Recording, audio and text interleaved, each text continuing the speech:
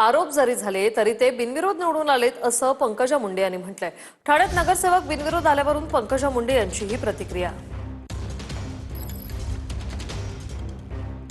आता आरोप जरी झाले तरी ते बिनविरोध निवडून आलेले आहेत आणि लोकशाहीमध्ये ते निवडून आलेले आहेत आणि सगळ्या पद्धती न्यायिक पद्धतीने निवडून आलेले आहेत। लोकांना तिथे त्यांना विरोध करावा असं वाटलं नसेल तर ह्याच्यामध्ये काही गैर नाही।